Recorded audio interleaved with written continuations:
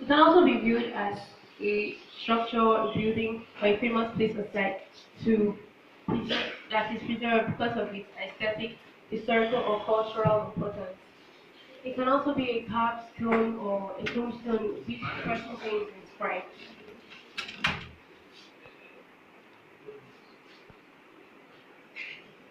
In order not to have a narrow view of this monument research work, we will consider monuments within the country Africa. Africa as a continent consists of 55 countries, and these countries are subdivided into five political subregions, which are North Africa, East Africa, West Africa, Central Africa, and Southern Africa. We will consider monuments from three countries of these subregions in order to have a comprehensive idea of Africa's past as it is the key to our future. These monuments, to a very large extent, preserve and tell stories of Africa's past and to the present. From the colonial era to the present, Africa has gradually been modified in our arts and our culture due to assimilation and contact with other races, such as the European, Arabs, and the Roman race, for religious essence, economy essence, or political power. We welcome the first group to. I'm here to present on the National Mosque. The National Mosque is found in Abuja and was built in 1984 in Independence Avenue. It is one of the most impressive sites in Abuja. The gigantic mosque with huge, shining golden dome is a national monument that unites all Nigerians, especially those of the Muslim extraction. It also opens doors for non-Muslim public. It houses a library, religious school, and a conference hall. The golden dome and minaret of the National Mosque faces the skyline of Nigeria's capital city. Thank you. I'm going to be talking on St. George's Castle, Ghana. St. George's Castle, Ghana is the oldest European built structure in the sub-Saharan Africa. It was built in the late 15th century by the Portuguese for economic reasons, primarily to shield their gold trading post at the coastal town of Elmina, Ghana. Well, this St. George's Castle was actually used for their slave trade. Like when they bring slaves into the country of Ghana, they keep them in the castle, and then they also take out slaves from the castle. And then National Art Theatre Lagos. National Art Theatre depicts art itself. It's a center of cultural convergence both at national and international levels. The multipurpose masterpiece located at Igamu, Lagos covers 23,000 square meters of land and stands 30 meters tall. The theatre was built for preservation, presentation, and promotion of arts and culture in Nigeria. The construction of this theatre started in 1973 and ended in 20th September 1976, and it was constructed or supervised by General Olusegun Obasanjo, then the military head of state of Nigeria. It was the main venue for the Second World Black and African Festival of Arts and Culture, formerly known as FESTAC, which was held in Lagos and in Kaduna State, Nigeria in 1977. Square complex. Itafawa Balewa Square complex was built in about 1960 to 1970. That was in between the Nigerian Civil War, and it was the ceremonial point of the lowering of the Union Jack and the hoisting of the first Nigerian flag. It also has some monumental structures such as the white horses, which were sculpted in front of it, and then it has the memorial arcade inside the complex, which contains some of the statues of the World War I, World War II, and Nigerian Civil War victims. It also comprises of 26-story union building, and it's a place where people walk in order to maintain the square complex. Lekki Ikori Bridge, Lagos. Lekki Ikori Bridge is a 1.34 kilometer cable stayed bridge. It is the first cable stayed bridge in Nigeria, and it was constructed by the Julius Berger Company of Nigeria.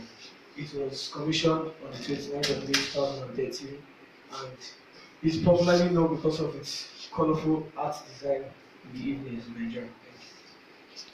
Yeah. This beautiful Baha'i temple, located near Kalkaji, is also called the Lotus Temple of Delhi. This Lotus Temple brings about national unity as it serves as a house of religion for every religion of different kinds, and is one of the best places for meditation and peace. Baha'i faith is Baha'i faith is based on spiritual unity of all humankind, and it is one of the 8 continental houses of worship that have been built around the world. Thank you. My name is Chiboma Ivetelewa and I'm here to talk about the national flag. The national flag was designed in 1959 by Taiwo Michael Akinkunmi. It was officially hoisted on the 1st of October 1960, which is Independence Day. The flag has a vertical color of green, white, green. The two green stripes represent Nigeria's natural wealth, while the white stripe represents peace. Thank you. National Assembly. The National Assembly of the Federal Republic of Nigeria is a building in Abuja. It is a bicameral legislature established under Section 4 of the Nigeria Constitution. It consists of 109 Senate members and 360 House of Representatives. The body is modeled after the Federal Congress of the US. It is saddled with the responsibility of making rules and carrying out broad oversight functions, among many other things. Over the years, the National Assembly has maintained peace between different ethnic groups by enacting appropriate laws. Thank you. I'm here to talk about Zuma Rock. The Zuma Rock is an imposing igneous iceberg whose height towers are more than 700 meters above surrounding landscape. It is located at the northern part of Abuja. It is also called the gateway into Abuja because it is mostly accessible to visitors and it also helps in fostering peace and integration. About Timgad Roman ruins in Algeria. Timgad was a large Roman city found in the 2nd century AD in what is now in Algeria. The city was named after the Roman Emperor Trajan's sister. It is important because it shows the presence and the influence of the Roman Emperor in Africa. Thank you. My name is Oreti Kamino, and here we have a monument called Before Jesus in Mombasa, Kenya. It is a colossal monument built in the 1590s in Mombasa, Kenya by Portuguese colonialists to defend their trade interests in the region. Today it is remembered by Kenyans as, as an object of importance in archaeology and history in Kenyan coast. And Fort Jesus reminds us of the Portuguese influence in Africa. Let's massacre Enugu. Here we see statues representing people fighting. These statues are erected at the new market roundabout, Area Market, in Enugu town, Nigeria.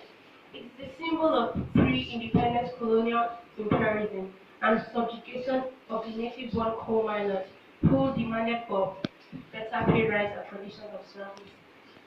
And I'm here to talk on the Senator of Women War. Now, this statue was erected in front of the Because Abasi local government secretariat, which was then the administrative headquarters of the British Council. It was built to commemorate the acts of those women who stood their ground and died for just because. In 1929, a group of Akwa Ibom women gathered round the headquarters and they started chanting war songs. They were like pleading to the British Council to include women in the new tax regime. So while they were doing that, the British Council demanded for their execution. So every year on the 16th of December, Akwa Ibom women gather around the statue to honor those women who died for them. Here to talk on the old residency, Calabar. Well, this building is known to have existed for over 130 years. And then today it is used as a museum to display instruments they used during the slave trade. Well, examples of those instruments are razors, guns, metal pots, Venetian beads, and the rest. And a particular chamber in this museum is used to keep copper rods, which were used in exchange for male and female slaves. 27 to 38 copper rods were used in exchange for female slaves, while 38 to 48 copper rods were used in exchange for male. Thank you. I'm also talking on the Sharmina in Hyderabad, India. This is a very popular mosque in India. Well, it was built in 1591 AD by Sultan Muhammad Quli Shah. This mosque was used to recall the elimination of plague epidemic in the Sultan region. The mosque also shows the relationship between the Arabians and the Indians. It shows how the Arabians influenced the Indians within architectural and religious lines. So, as you can see, this building is really beautiful. It contains 56-meter tall minarets at different sides of the building, and it also contains 149 winding steps that lead to the upper floor, and it contains an underground tunnel that leads to another place known as Golconda. Thank you. Jiberica. Here to talk about the Motan statue in Benin City. The Motan, whose real name was an industrious market woman that traded in foodstuffs at the Oba market in the ancient Benin kingdom during the reign of Oba the Great in the 13th century. She played a vital role in Benin politics, and this statue was made in her honor to show that women actually have roles in the society that they live in. History has it that she was the pioneer of the first decade center in Benin City, and that she assisted Oba to reclaim the throne as the Oba of Benin after several years of exile. She was born between the time of 1380 and 1400. She was appointed the Montemiri, meaning leader of the authorized Epasegui to control the activities of market women. She was defied after her death by Obamere and Moshita. This statue was raised in a lifetime bronze wood that was erected in the Obama Market Square in Benin City in honor of her legacy. Kampala, Uganda. Kampala is the capital of the country called Uganda, and this is a symbol of Asian influence of cultures in African societies right now. I'm going to talk about the Araya Bible site located in Araya, Delta State. The Araya Bible site houses a copy of the Holy Bible. The Bible was believed to have descended onto that spot from heaven, directly from heaven, around August 1914. The Bible was said to have been discovered directly on rain-soaked yams on a rainy day in a remote island. However, the Bible was never found soaked or wet. Because the Bible was discovered dry, it was never soaked or wet. The Isoko people believed that the Bible descended from heaven. The site attracts thousands of Christian pilgrims yearly, and they testify about their spiritual victory that they have experienced due to going to this site. And they also go there especially during the Easter period. Icon monolith located in Cross River State, Nigeria. The Icon monoliths are ancient artworks of the Icon people of Cross River State. The monoliths, which are 300 in number, are carved stones, yet to decipher hieroglyphics all over the surfaces of the stone. The coastal monoliths are of varying heights, from 1 to 2 meters, and with an average diameter of 1 meter. Researchers and linguistics believe that the puzzle hieroglyphics may represent a prehistoric form of writing or visual communication, and still to today, they haven't been deciphered. Though there are threats from climate and environmental problems for the monoliths to come out of existence, but this is time today. Florida, which is located in Goa, India. This is an archaeological park which is located around the historical city of Champana, and the park includes archaeological, historical, and living cultural heritage monuments such as the Catholic sites Shapana Brothers are here to preserve the history of Indian people today. My name is Ricky Aquarius. I am here to talk on Third Mainland Bridge. The Third Mainland Bridge is located in Lagos. For a long time, it enjoyed the monopoly of being the longest bridge in Africa, with a staggering length of about 11.8 kilometers, until the October Bridge in Cairo was completed. It was constructed by Julius Berger and was commissioned by President Ibrahim Babangida in 1990. This bridge connects Lagos Island to the Lagos mainland. The Australian Reptile Park. It is a tourism park located in Burundi and it houses different big species of reptiles like snakes, crocodiles, etc. It's an interactive zoo and the people are allowed to have physical encounter with the alligators, the crocodiles, and snakes as they range freely within the park. This park is important for both educational and tourism purposes. Thank you. Morning, my name is Osokini Douglas. I'm here to talk on the Mahal in India. This is an edifice in India made out of pink sandstone. It is said to have been made according to the Lord Krishna's crown. It is located in India and it's also called the Palace of Winds. It has 953 windows and just as much rooms. It's the tourist attraction center in Jaipur City, India. This is the number wooden stool of Congo. It's a piece of craft made by the Luba people. It's used during coronation of the new king. The king sits on it when he's about to be king, but during his coronation, it's owned by the people of Luba in Congo.